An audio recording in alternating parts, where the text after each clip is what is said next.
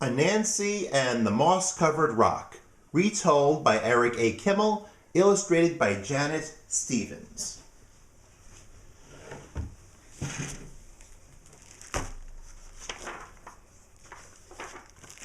Once upon a time, Anansi the spider was walking through the forest when something caught his eye.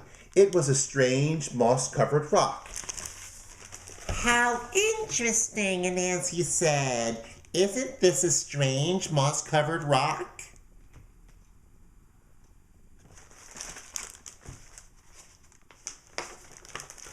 Kaboom! Everything went black. Down fell Anansi, senseless. An hour later, Anansi woke up. His head was spinning. He wondered what had happened.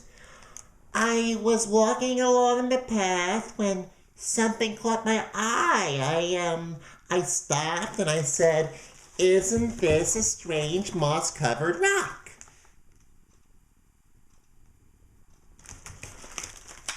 Kaboom! Down fell Anansi again, but this time, when he woke up an hour later, he knew what was happening. "Aha!" said Anansi. "This is a magic rock. And whenever anyone comes along and says the magic words, 'Isn't this a strange down he goes. This is a good thing to know, and I know just how to use it."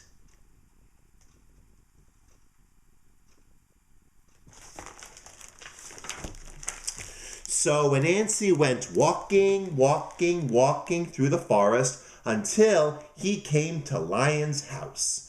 Lion was sitting on his porch.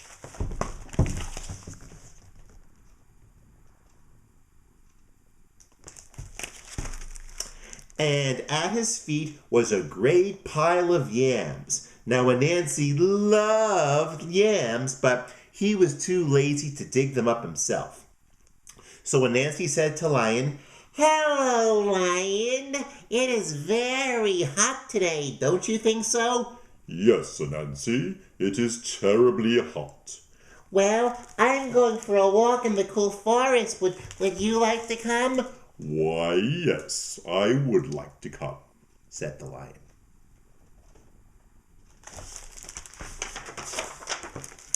So Lion and Anansi went walking through the forest. After a while, Anansi led Lion to a certain place. "Lion, do you see what I see?" "Oh, yes," said Anansi. "Isn't this a strange moss-covered rock?" Kaboom! Down fell Lion. And Anansi ran back to Lion's house and made off with all his yams.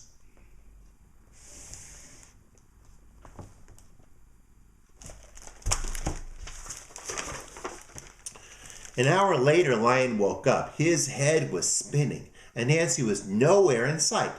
And when he got home, he found that every single one of his yams was gone.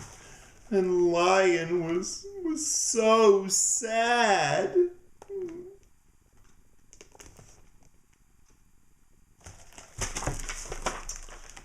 But Anansi was very happy. He couldn't wait to play his trick again.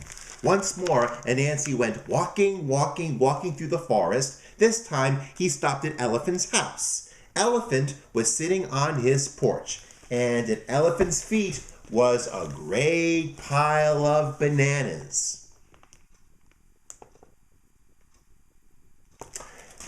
Now, Anansi loved bananas, but he was too lazy to pick them himself. So he said to Elephant, "Hello, Elephant. Isn't it a hot day today?"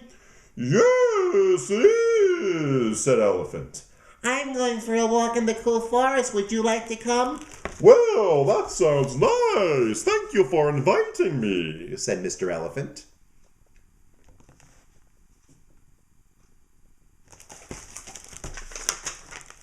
So Anansi and Elephant went walking through the forest. After a while, Anansi led Elephant to a certain place. "Elephant, look! Do you see what I see?" An elephant looked. Yes, I do, Anansi. Isn't this a strange moss-covered rock? Kaboom! Down fell Elephant. And then Anansi ran back to Elephant's house and made off with all his bananas.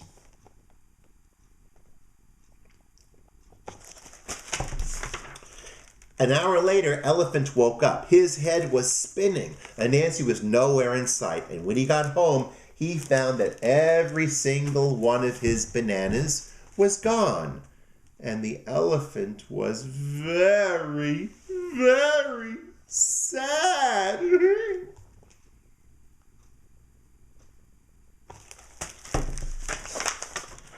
But Anansi was very happy. He couldn't wait to play his trick again. He played it on rhinoceros and hippopotamus.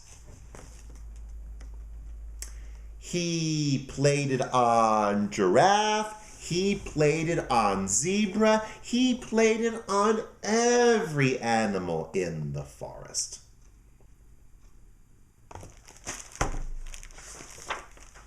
Well, but all this time, watching from behind the leaves was Little Bush Deer.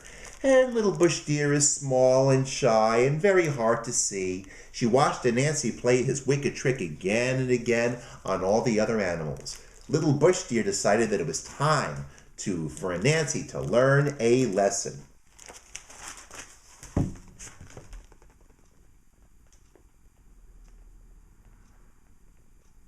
So Little Bush Deer went deep into the forest to where all the coconut trees grew. And she climbed a coconut tree and threw down a great many coconuts. She carried the coconuts home in a basket and set them on her porch. And then she stood on her porch and waited.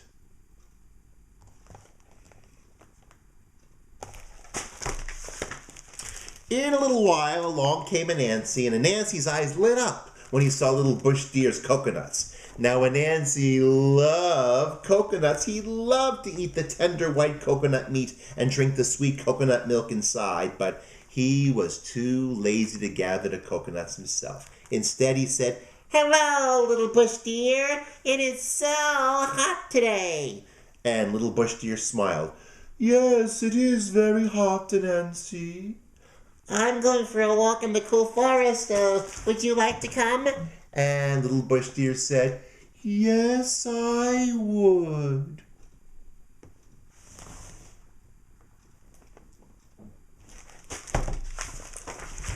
So Anansi and Little Bush Deer went walking into the forest. After a while, Anansi led Little Bush Deer to a certain place. "Little Bush Deer, look over there. Do you see what I see?" Little Bush Deer knew all about Anansi's trick, so she looked. "No, Anansi, I don't see anything." "Well, you must see it. Look very carefully." Little Bush Deer looked. "No, I still don't see anything."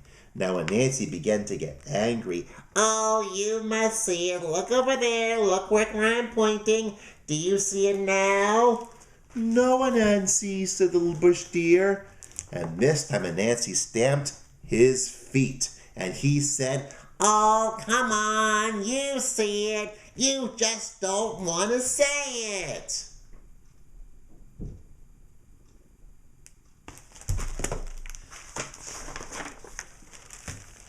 "I don't want to say what?" said Little Bush Deer. "You know."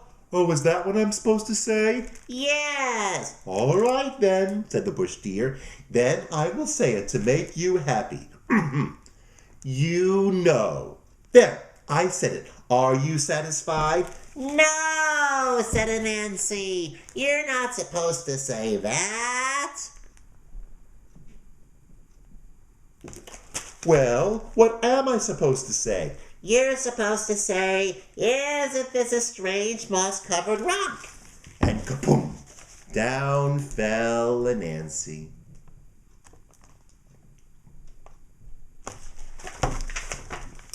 And Little Bush Deer ran and got all the other animals. Together, they went to Anansi's house and took back all the good things that he had stolen from them.